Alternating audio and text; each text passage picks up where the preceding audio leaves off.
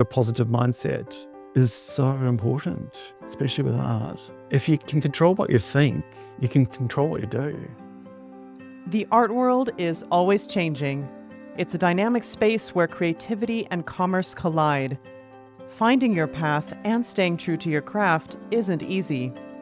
Welcome to the Professional Artist Podcast. This show explores what it truly takes to build a meaningful and sustainable art career. Each week, we offer intimate deep dives that reveal which art business practices actually work, giving you the inspiration and insight to fuel your artistic journey. I'm your host today, Christina Demiani, and in this episode, we're stepping into the vibrant world of George Hall, a mixed media artist whose joyful, high-energy paintings are infused with movement, pattern, and color. After 3 decades as a textile designer, George reinvented himself as a full-time painter and built a thriving online art business. His work now reaches collectors around the world, thanks in large part to his creative business mindset and digital savvy. In this episode, you'll learn how one successful artwork can become an entire business, specific ways to use social media strategically to connect with collectors and increase sales, and key mindset shifts, daily rituals, and practices you can start right now to support your creative life and personal growth. All right, let's head into the gallery and explore the world of George Hall. We meet George Hall through a painting called Melbourne Funk, a vibrant composition of rhythm and color inspired by his years in textile design. He shares how this piece sparked a whole series and how posting it online changed the course of his entire career.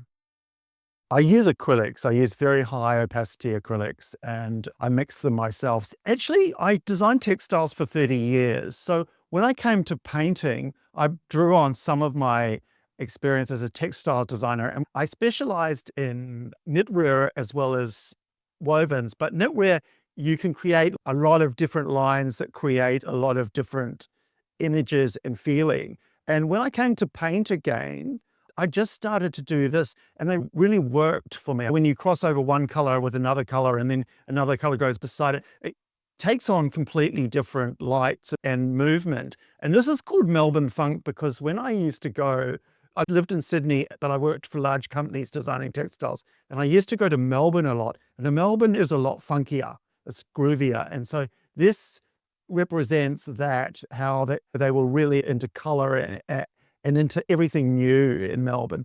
And I just really loved painting them. And the first one I did, which wasn't actually this one, but it was one I sold to a person in Nice in France, and it just sold within 2 days of putting it up. Because I sell mainly online. It was incredible. And so I thought, oh, I need to build on this, needs to happen. So I've done quite a few variations and they've morphed into a lot of different things for me and have given me quite a lot of joy. The series, I called it the Funk series because it's funky and groovy. It took me from textiles to being a full-time self-supporting artist. There's a more subtle series I do, which is called the Silent series, and it's on my website, and it's just monotone, and it really works really well. When I first started online, my friend said to me, "You've got to start showing your stuff." And I was like, "Oh, no," because I was working full time at that time for an interior company. And I didn't want to give up my job. And so she told me to put some stuff on Facebook. I put it on Facebook and I sold them, but they were all digital. They were all digital artworks and I sold them. And then people wanted paintings and I got commission for paintings. And so I had to go back to painting.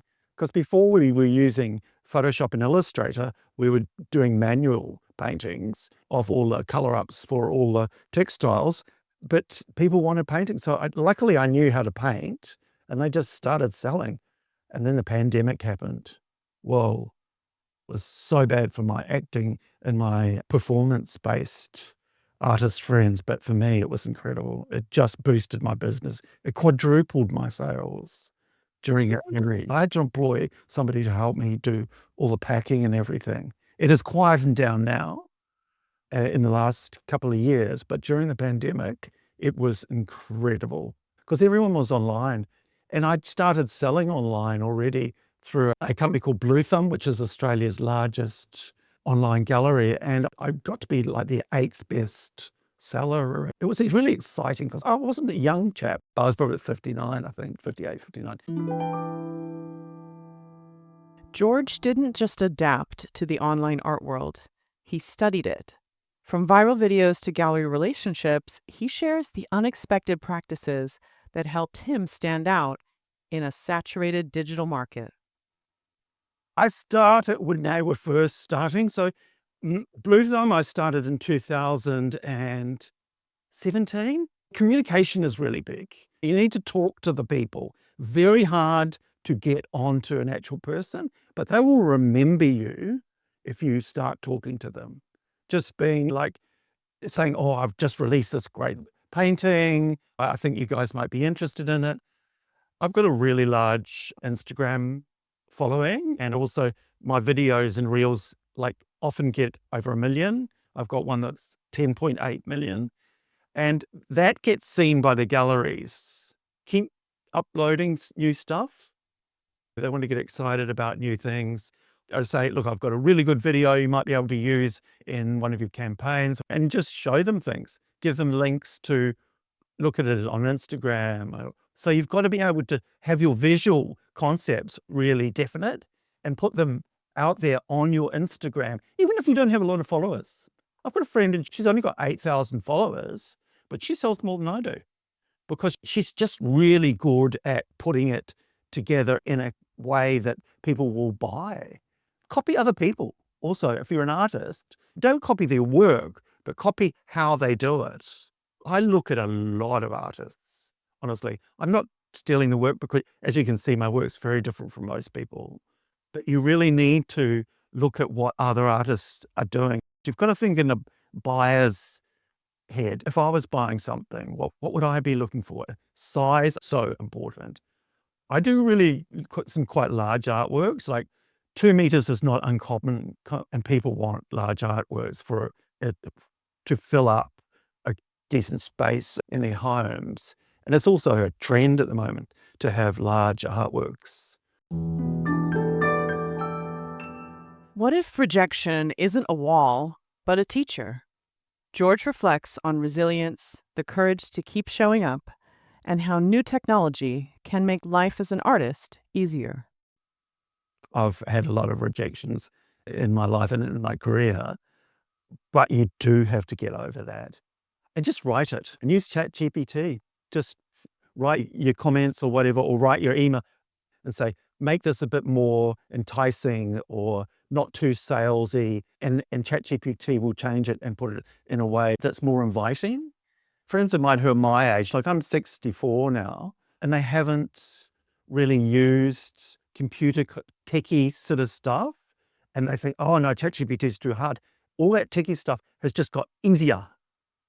So much easier because you can talk to it. You can get your daughter or son or whoever to set it up for you, and you upload the photos and then say, please give me a description of this artwork and tell me what the important things you think are, and just ask a lot of questions. And it gives you a starting point, because starting is the hardest thing when you're doing, it's those descriptions and captions, and I'm not an English expert.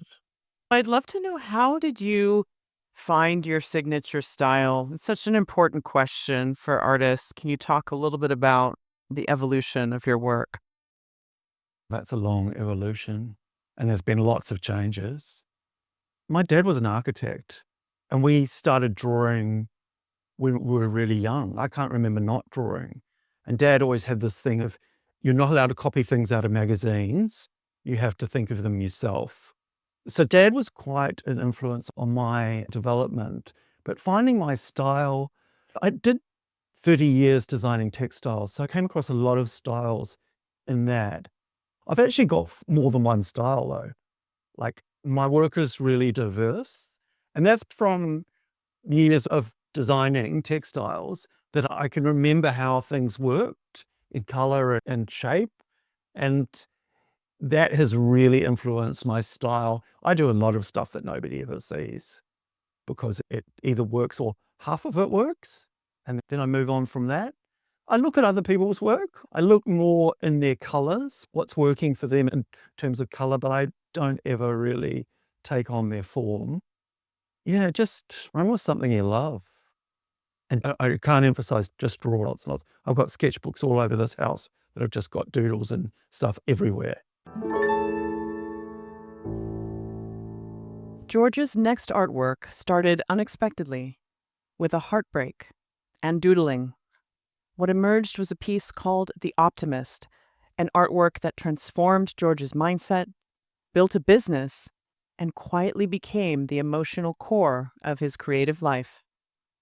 In 2019, something happened in my life which was quite devastating, and I was really unhappy, and my work suffered because of that.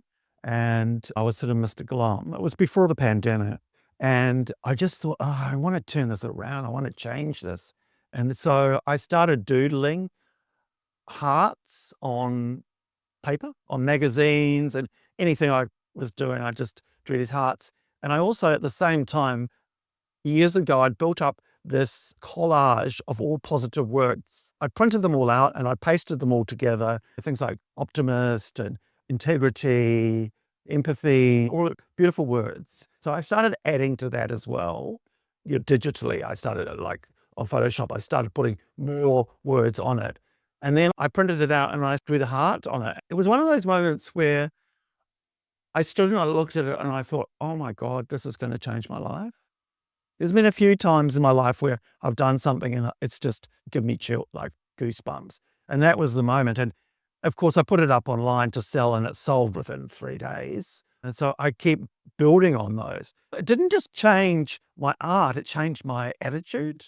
And it really worked for me. And I started doing them and I started getting quite a bit of press online and I started getting commissions for them and bigger ones. And it just exploded for me, that whole thing. And I can remember doing an art show. I did the other art fair, and this woman came up to me and she said, do you know that you could live off that?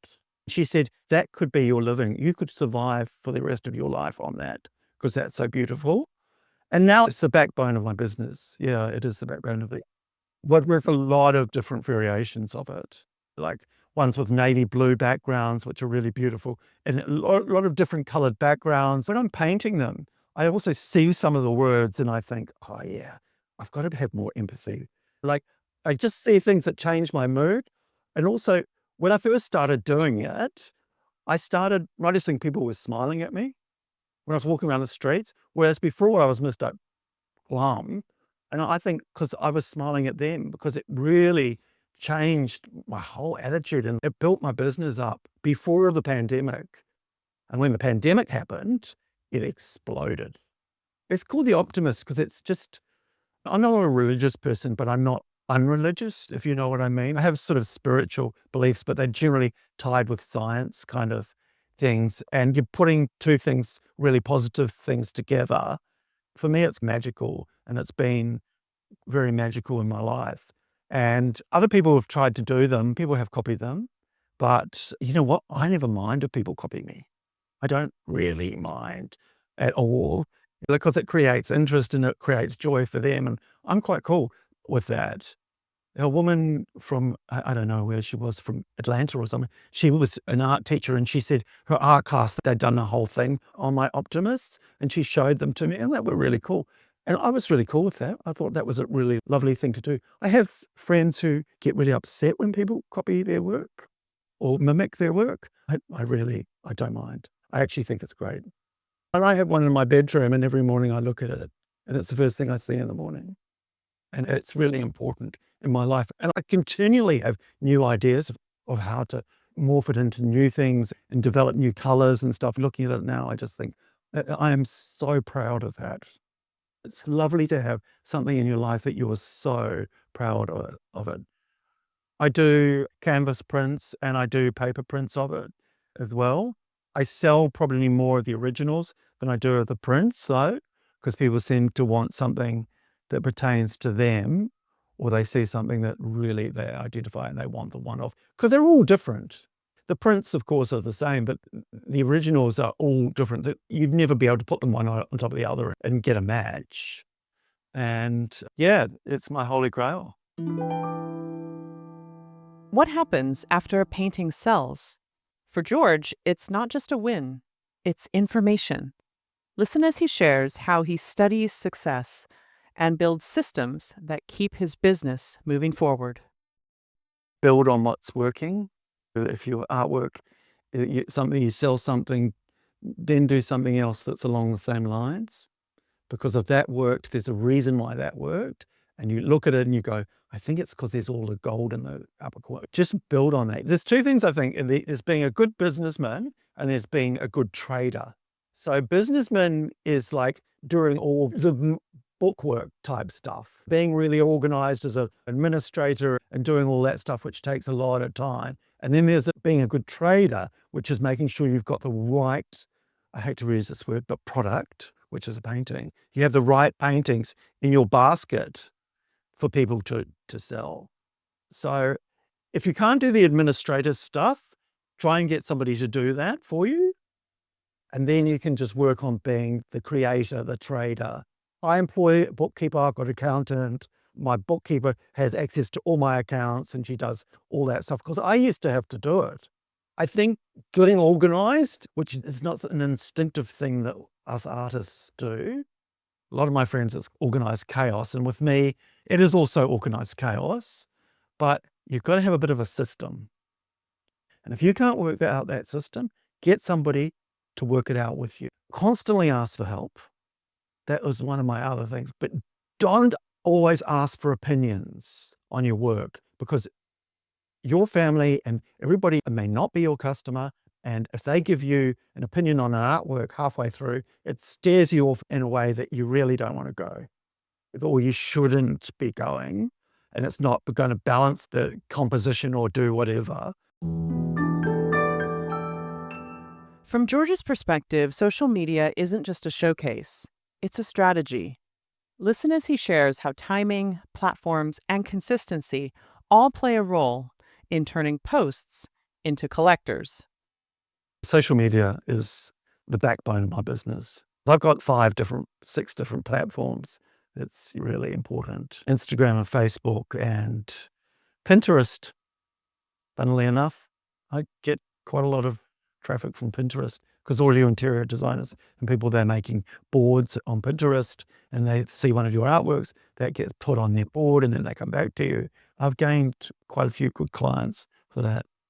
But life's busy, being a full-time artist. It's not an easy life.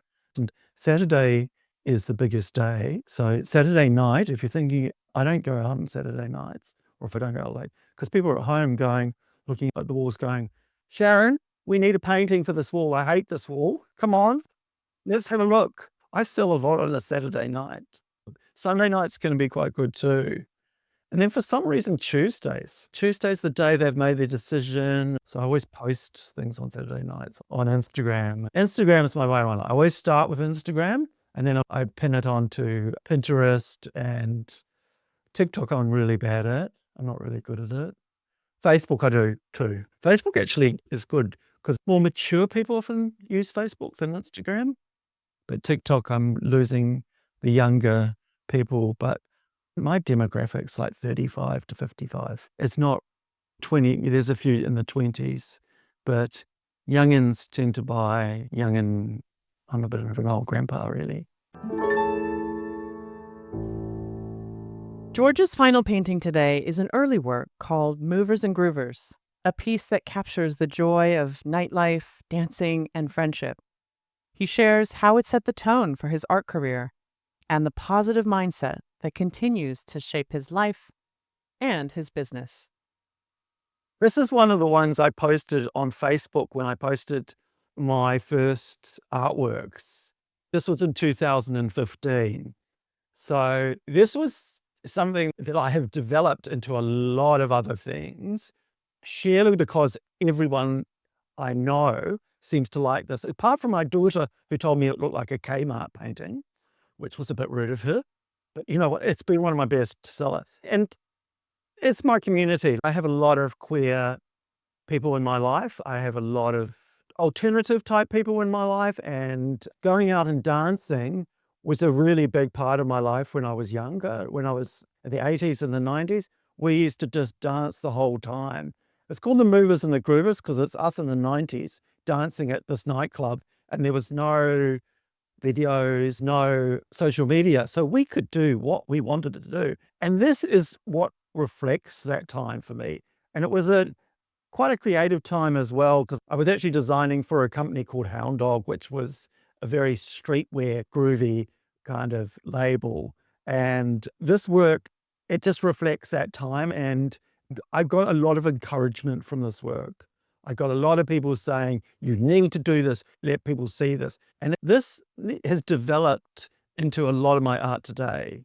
And also, my sister's wife, she was a graphic designer, and she taught me how to do this sort of thing. She encouraged me to do more digital kind of work. And this is something that I did while I was learning to do all that stuff in the early 90s. And I also worked with another woman who is a Japanese woman. I worked with her, and she was fantastic at doing all the digital artwork. And I just watched her, and she taught me all this stuff. And I've worked with some really cool people that have taught me a lot of stuff. I'm lucky like that. I've had encouragement, I've had technical abilities and support. You can even see my paintings relate back to this. And the sense of movement it has and joy that it has is something I've really built on. And it's something that has got a lot of attention from my friends and my support network. Online, I have a lot of people that I would consider like quite good friends. I've never met them. We've chatted online and we've swapped ideas, and I like their work, they like mine. I made a lot of artist contact through social media, a lot. And some of them live in Barcelona or in Amsterdam or in London, and I've never met them. But those people are great. I really love that about social media. The more you give, the more you get. Absolutely be generous. Be generous in your thoughts and your time, because that will give you absolutely a lot. I do a lot of mirror work. I talk to myself in the mirror a lot. I do it every morning. I talk to myself every night before I go to bed. I find that through doing that, I'm always supportive. I'm always positive about where I'm going, where I want to go. Do vision boards of what I want my life to look like. This whole thing started from me doing vision boards too. I did vision boards, and some magical things have happened in my life from doing vision boards. I'm an absolute total promoter of vision boards. You're doing great. I'm really happy with what you're doing. I love you. I support you. I will look after you no matter what. You don't need to worry. Everything's okay. You're safe. And I'm at this moment exactly in the place where I should be. Even though there might be difficult things, they are teaching me how to be even happier. And don't worry about money. Don't worry about that sort of stuff. It will all come to you, because I love you and I'll look after you and I'll do the next right thing. That's what I say to myself. It really does work. And to start with, it feels awkward. It feels unnatural, but you just keep doing it. You just go, make it until you make it. I really believe in positivity and mirror work and vision boards, because if you can control what you think, you can control what you do. I wake up in the morning and all I say to myself is love and kindness. And to give you a positive mindset is so important, especially with art.